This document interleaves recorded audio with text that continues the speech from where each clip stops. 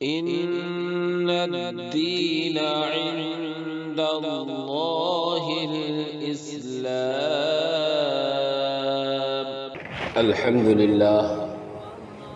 لله رب العالمين، والصلاة والسلام على سيد الأنبياء والمرسلين وعلى آله وأصحابه أجمعين. أما بعد، فأعوذ بالله من الشيطان الرجيم. بسم الله الرحمن الرحيم. قال الله تعالى: والفجر وليال عشر والشفع والوتر. صدق اللہ العلی العظیم. محترم بزرگوں، بھائیوں، اللہ جل جلالہ عما نوالہ نے ہم سب کو معاف کرنے اور ہم سب کے درجات کو بلند کرنے اور ہم سب کا اللہ سے تعلق مضبوط رہے، اس کے لیے وقتاً فوقتاً کچھ احکام ایسے دیے ہیں جن کو ہم کرتے ہیں تو اللہ سے ہمارا تعلق مضبوط ہو جاتا ہے اور اللہ کی طرف ہماری توجہ بڑھ جاتی ہے۔ دنیا میں رہ کر، دنیا کے کاموں میں مشغول ہو کر جب اللہ کی طرف سے توجہ کم ہوتی ہے اور آدمی دنیا کی طرف رغبت کرتا ہے تو اللہ نے اپنی طرف متوجہ کرنے کے لیے اور آخرت کو ہماری کامیاب بنانے کے لیے وقتاً فوقتاً کچھ اعمال ایسے رکھے ہیں جس کی بنیاد پر ہم دنیاوی کاموں سے ہٹ کر اللہ کی طرف متوجہ ہو جاتے ہیں، اللہ کے حکموں کو پورا کرتے ہیں۔ انہی خاص احکام میں سے اللہ رب العزت والجلال نے یہ ذی الحجہ کا مہینہ عطا فرمایا ہے۔ ذی الحجہ کا مہینہ ان 4 مہینوں میں سے ہے جن کو اللہ نے اس دن سے محترم اور عظمت والا بنایا ہے جس دن زمین و آسمان کو پیدا کیا۔ ان عدت الشہور عند اللہ 12 شہرا فی کتاب اللہ یوم خلق السماوات والارض واربعۃ منہم حرم۔ اللہ نے 4 مہینوں کو عظمت والا اور حرمت والا بنایا ہے۔ ذی الحجہ ان مہینوں میں سے ایک مہینہ ہے۔ اس کی عظمت کی ایک وجہ تو یہ، دوسری اس کی عظمت کی وجہ یہ بھی ہے کہ اللہ نے اس مہینے میں حج کا جو ایک اہم فریضہ ہے وہ عطا فرمایا۔ اسی طریقے سے اس مہینے میں قربانی کا ایک اہم فریضہ ہمیں عطا فرمایا۔ ذو الحجہ نام ہی ہے حج والا مہینہ، تو اس وجہ سے بھی اس کی عظمت اور اس کی برتری بڑھ جاتی ہے۔ اور مزید برآں قرآن کریم میں اللہ رب العزت والجلال نے چند چیزوں کی قسمیں کھائی ہیں۔ سورہ فجر ہے، اللہ قسم کھاتا ہے والفجر، قسم ہے فجر کی نماز کے وقت کی، ولیال عشر، اور قسم ہے 10 راتوں کی، والشفع، اور جوڑے کی، والوتر، اور بغیر جوڑے کی۔ یہاں تک آگے اور بھی کچھ قسمیں کھائی ہیں۔ مفسرین نے لکھا ہے ان آیتوں کی تفسیر کرتے ہوئے اور ان چیزوں کی قسمیں کھانے کی تفسیر کرتے ہوئے جس چیز کی قسم کھائی جاتی ہے اس کی اہمیت اور اس کی عظمت بھی بتلائی جاتی ہے۔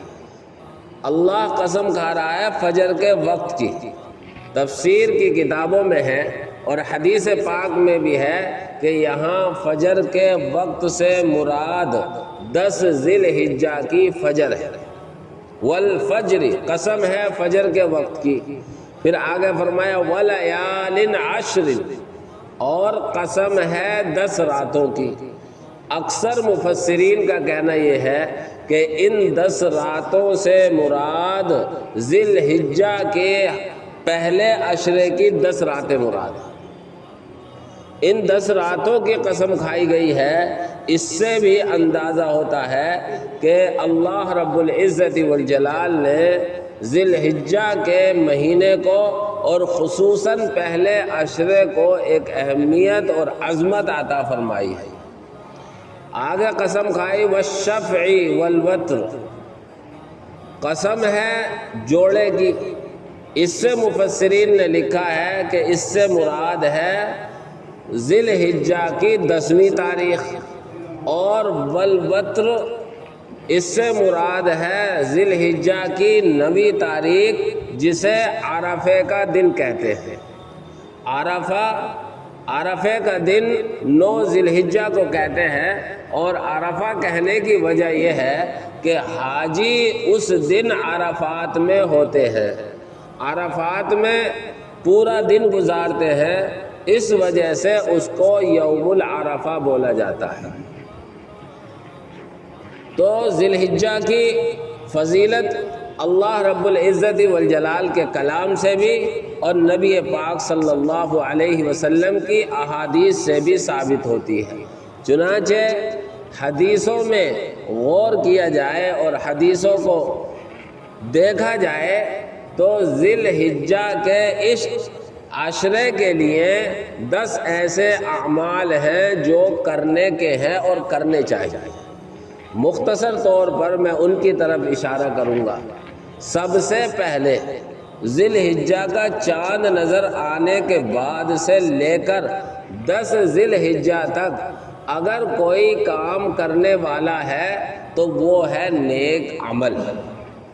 حدیث پاک میں آتا ہے، ترمذی شریف کی روایت ہے، اللہ کے نبی صلی اللہ علیہ وسلم نے فرمایا کہ ان 10 دنوں میں کوئی بھی نیک عمل کیا جائے وہ باقی دنوں کا مقابلہ نہیں کر سکتا۔ یعنی ان ذی الحجہ کے 10 دنوں میں پہلے عشرے میں جو نیک عمل کیا جائے گا اس کا اجر و ثواب ان دنوں سے کہیں زیادہ ہوگا جو باقی دنوں میں نیک عمل کیا جائے گا۔ صحابہ کو تعجب ہوا اور صحابہ نے اللہ کے نبی سے معلوم کیا، اے اللہ کے نبی، کیا جہاد فی سبیل اللہ سے بھی بڑھا ہوا ہوگا؟ اللہ کے راستے میں جہاد کرنے سے بھی زیادہ بڑھ جائے گا نیک عمل؟ اللہ کے نبی نے کہا جی ہاں، اللہ کے راستے میں جہاد کرنے سے بھی زیادہ بڑھ جائے گا۔ ہاں، وہ مجاہد جو اپنا مال اپنا سامان لے کر اللہ کے راستے میں نکل گیا ہو اور پھر گھر واپس نہ آیا ہو تو اس سے تو نہیں بڑھے گا، لیکن باقی اعمال سے ان دنوں کے نیک اعمال بڑھ جائیں گے۔ یہ ترمذی شریف کی روایت ہے۔ اس روایت سے معلوم ہوا کہ ان 10 دنوں میں نیک عمل کا اجر و ثواب باقی دنوں سے بڑھا ہوا ہوگا۔ دوسرا عمل ذکر اللہ کی کثرت، یہ بھی حدیث ہے، معجم کبیر طبرانی کی ہے، اس میں روایت ہے کہ ان 10 دنوں میں تحلیل یعنی لا الہ الا اللہ، تحمید یعنی الحمدللہ، اور تسبیح یعنی سبحان اللہ کی کثرت کیا کرو۔ اس حدیث سے بھی یہ معلوم ہوا کہ ان 10 دنوں میں ذکر کی کثرت کرنی چاہیے۔ ذکر میں لا الہ الا اللہ کا تذکرہ ہے، سبحان اللہ کا تذکرہ ہے، الحمدللہ کا تذکرہ ہے، یا اللہ کا اور بھی جو حدیثوں میں ذکر کے الفاظ آتے ہیں ان الفاظ کے ذریعے ذکر کرنا وہ بھی اس میں شامل ہوگا۔ اس لیے ان 10 دنوں کے 10 اعمال میں سے دوسرا کام اور دوسرا عمل یہ ہے کہ ذکر کی کثرت کی جائے، خوب الحمدللہ، خوب سبحان اللہ، خوب اللہ اکبر، اس طریقے سے اللہ کا ذکر کیا جائے۔ تیسرا عمل ان 10 دنوں میں یہ ہے کہ ان 10 دنوں کے نفلی روزے رکھے جائیں۔ ان 10 دنوں کے نفلی روزے حدیث پاک میں آتا ہے کہ 10 دنوں کے یعنی 10ویں دن تو ذی الحجہ ہوگی، اس دن کا روزہ نہیں رکھا جائے گا۔ عشرہ کہا جاتا ہے 9 کا بھی ہو جائے 10 کا بھی ہو جائے، تو 9 دن کے جو روزے ہیں ہر روزہ 1 سال کے گناہوں کی معافی کا ذریعہ، اور 9 ذی الحجہ کا روزہ خاص طور سے حدیث میں آیا ہے 9 ذی الحجہ کا روزہ 1 سال اگلے گناہ اور 1 سال پچھلے گناہوں کا کفارہ ہو۔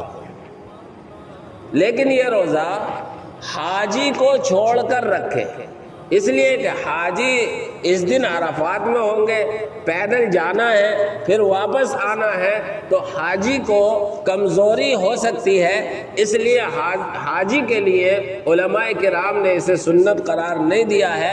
حاجی کے علاوہ یہ روزہ سب کے لیے سنت ہے، اور اتنی بڑی فضیلت ہے کہ 1 سال کے اگلے گناہ اور 1 سال کے پچھلے گناہ معاف کر دیے جائیں گے۔ اس لیے ذی الحجہ کے پہلے عشرے کے 9-10 دن میں روزے کا اہتمام کرنا چاہیے۔ چوتھا عمل، اللہ کے نبی صلی اللہ علیہ وسلم نے فرمایا کہ ان راتوں کو زندہ کرو، یعنی ان راتوں میں عبادت کرو۔ رات کا قیام تہجد کی نماز کے لیے بولا جاتا ہے۔ آپ عشاء کے بعد بھی تہجد کی نیت سے نفل پڑھ سکتے ہیں۔ اعلیٰ درجے کی بات تو یہ ہے کہ سو کر اٹھنے کے بعد فجر کا وقت شروع ہونے سے پہلے جو نفل پڑھی جائیں گی وہ تہجد ہے۔ لیکن اگر کوئی آدمی ایسا ہے کہ وہ سو کر اٹھنے میں دقت محسوس کرتا ہے یا اس کی آنکھ نہیں کھلتی، تو سونے سے پہلے بھی اگر تہجد کی نیت سے نفل پڑھ لے گا تو اللہ رب العزت والجلال اسے بھی یہ ثواب عنایت فرمائے گا۔ اس لیے ان 10 دنوں میں ان راتوں کو قیام کیا جائے، یعنی راتوں کو عبادت کی جائے۔ یہ حدیث بھی شعب الایمان میں ہے۔ 5واں کام عرفے کا روزہ ہے۔ جیسے 9 دن کے روزے ہیں، اگر کوئی آدمی 9 دن کے لگاتار روزے نہیں رکھ سکتا ہے تو عرفے کا روزہ یعنی 9 ذی الحجہ کا روزہ رکھے۔ 9 ذی الحجہ کے روزے کی فضیلت میں نے بتائی کہ 1 سال پچھلے اور 1 سال اگلے گناہ معاف ہوتے ہیں۔ اب ہمارے ذہن میں آ سکتا اگلے تو گناہ ہوں گے نہیں، تو اس کا جواب یہ ہے کہ اگر گناہ نہ کرے انسان یہ تو بہت اچھی بات ہے، گناہ ہو گئے تو گناہ معاف، اور گناہ نہیں ہے تو پھر درجات بلند ہو جائیں گے۔ یہ روایت مسلم شریف میں ہے۔ 6واں عمل، اگر آدمی کا یہ ارادہ ہو کہ میں اپنی طرف سے قربانی کروں گا، تو حدیث پاک میں آتا ہے کہ جو عید الاضحیٰ کا چاند دیکھ لے وہ ارادہ ان یضاحی، اور وہ ارادہ کر رہا ہے قربانی کرے گا، تو فلا یاخذ من شعرہ، تو اپنے نہ تو وہ بال کاٹے اور نہ اپنے ناخن کاٹے۔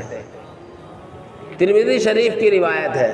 تو مستحب یہ ہے کہ آدمی جب عید الاضحیٰ کا چاند نظر آ جائے اور قربانی کرنے کا ارادہ رکھتا ہے تو اپنے ناخن بھی نہ کاٹے جب تک قربانی نہ کر لے، اور بال بھی نہ کاٹے۔ یہ مستحب ہے، لیکن یہ مسئلہ یاد رکھنا چاہیے کہ آدمی مستحب پر تو عمل کر رہا ہے کہ وہ ناخن بھی نہیں کاٹ رہا اور اپنے بال بھی نہیں کاٹ رہا، لیکن حرام پر حرام کیے جا رہا ہے، کسی کا حق مار رہا ہے، کسی کا پیسہ لے کر نہیں دے رہا ہے، کسی کو ستا رہا ہے، تو ادھر تو مستحب پر عمل کر رہا ہے اور ادھر حرام کر رہا ہے۔ مستحب پر عمل کرنے کا تو انسان کو اختیار ہے، لیکن حرام کرنے کا اختیار نہیں ہے، حرام سے بچنا فرض ہے۔ دوسری بات یہ ہے کہ اگر کسی کو اتنے دن ناخن رکھنے میں دقت ہوتی ہے یا بال رکھنے میں دقت ہوتی ہے تو ایسا نہیں ہے کہ وہ نہ کٹا سکتا ہو، اس آدمی کے لیے اجازت ہے وہ کاٹ لے۔ یا کوئی ایسا سست تھا جس کی وجہ سے اس نے بہت پہلے سے نہ بال کاٹ رکھے تھے نہ ناخن کاٹ رکھے تھے، اور بغلوں کے بال کو یا زیر ناف بال کو 40 دن سے زیادہ گزر گئے، تو 40 دن سے زیادہ بغلوں کے بال رکھنا، زیر ناف بال رکھنا، یہ مکروہ تحریمی ہے۔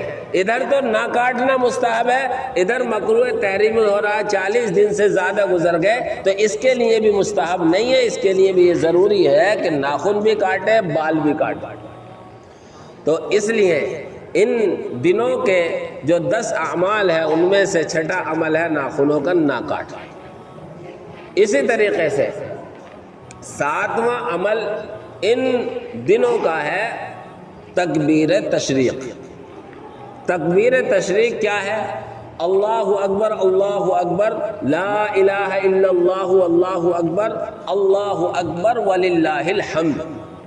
9 ذی الحجہ کی فجر سے لے کر 13 ذی الحجہ کی عصر تک 5 دن ہر فرض نماز کے بعد تمام بالغ مردوں پر بآواز بلند اور عورتوں پر آہستہ آواز سے تکبیر تشریق کہنا واجب ہے۔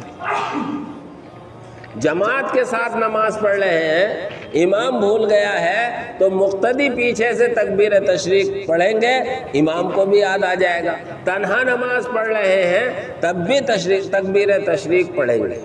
یہ اللہ رب العزت والجلال کی طرف سے 5 دن کا خاص عمل ہے، اور یہ 3 بڑے بزرگوں کی طرف منسوب ہے۔ شامی ایک فقہ کی کتاب ہے، اس میں یہ لکھا ہے کہ جب حضرت ابراہیم علیہ السلام حضرت اسماعیل علیہ السلام کی گردن پر چھری چلا رہے تھے اور اللہ رب العزت والجلال کے حکم سے چھری کام نہیں کر رہی تھی، تو اللہ نے حضرت اسماعیل کا بدل دمبا بھیجا تھا جنت سے۔ جب حضرت جبریل دمبا لے کر چلے ہیں اور دیکھا ہے حضرت ابراہیم حضرت اسماعیل کی گردن پر چھری چلا رہے ہیں، تو اس کو دیکھ کر حضرت جبریل نے کہا تھا اللہ اکبر اللہ اکبر۔ اب جب یہ جملے کہے تو حضرت ابراہیم نے اوپر کو سر اٹھا کر دیکھا تو حضرت جبریل آ رہے ہیں، تو حضرت ابراہیم نے کہا لا الہ الا اللہ اللہ اکبر، اور جب حضرت اسماعیل نے بھی دیکھا تو پھر تینوں نے کہا وللہ الحمد۔ تو یہ تکبیر تشریق در حقیقت 3 بزرگوں کے زبان سے نکلے ہوئے کلمات ہیں جو اللہ کی تعریف میں کہے گئے۔ اللہ اکبر، لا الہ الا اللہ اللہ اکبر، اللہ اکبر وللہ الحمد۔ اللہ کو یہ ادا ایسی پسند آئی کہ امت محمدیہ کے لیے 9 ذی الحجہ سے لے کر 13 ذی الحجہ تک اس کو ہر فرض نماز کے بعد ہر مکلف عاقل بالغ مرد پر آواز کے ساتھ اور عورت پر آہستہ آواز کے ساتھ واجب ہی کر دی۔ اس لیے ان دنوں کا ایک عمل جو ہے وہ تکبیر تشریق پڑھنا ہے۔ ہمارے بہت سے بھائی تکبیر تشریق جماعت کے ساتھ تو پڑھ لیتے ہیں، لیکن اگر تنہا نماز پڑھنی پڑ گئی تو اسے تکبیر کو آواز سے کہتے ہوئے شرماتے ہیں۔ اللہ کی بڑائی بیان کرنا ہے، اللہ کی عظمت کو بیان کرنا ہے، اس لیے تنہا نماز پڑھنے کے بعد بھی سلام پھیر کر اس تکبیر کو آواز ہی سے پڑھنا چاہیے۔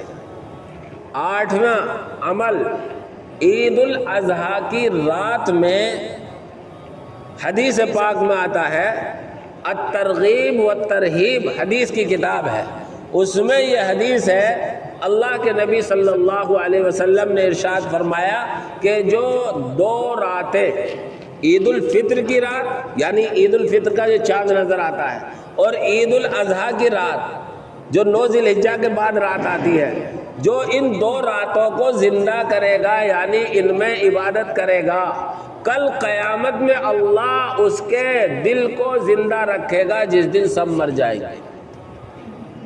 بہت بڑی فضیلت ہے۔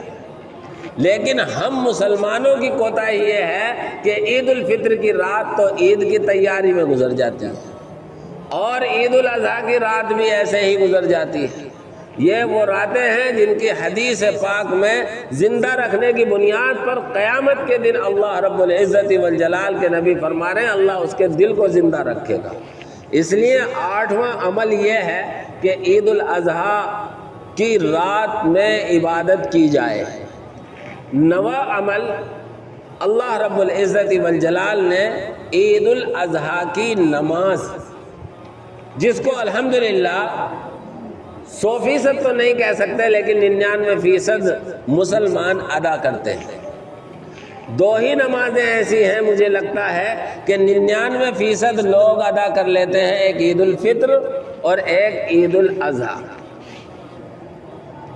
اس میں بھی بہت سے ایسے مسلمان محروم القسمت ہیں جو نہیں شریک ہو پاتے، اللہ انہیں بھی توفیق عطا فرمائے۔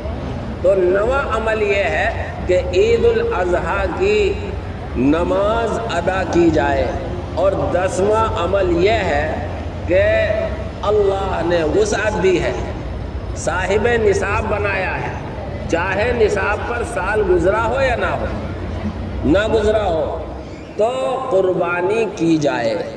پہلے دن قربانی کرنا سب سے افضل، دوسرے دن اس سے کم افضل، تیسرے دن اس سے کم افضل۔ لیکن اگر کسی کے کئی ایک حصے ہوں تو افضل کی فکر میں سارے حصے پہلے ہی دن نہیں کر دینے چاہیے، اس سے گوشت کے ضائع ہونے کا اندیشہ ہے۔ اس لیے پہلے دن بھی قربانی کرے، دوسرے دن بھی قربانی کرے اور تیسرے دن بھی قربانی کرے۔ یہ 10 وہ اعمال ہیں جن کو ذی الحجہ کے پہلے عشرے میں کرنا چاہیے۔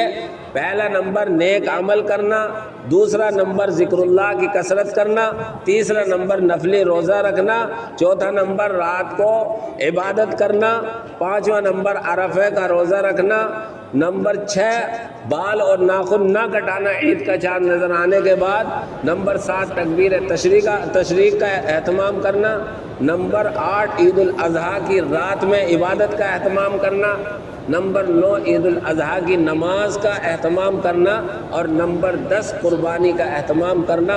اللہ مجھے بھی آپ سب حضرات کو بھی ان سارے اعمال کے لیے قبول فرمائے اور پوری امت مسلمہ کو نبی پاک صلی اللہ علیہ وسلم کی لائی ہوئی شریعت کے مطابق عمل کرنا آسان فرمائے۔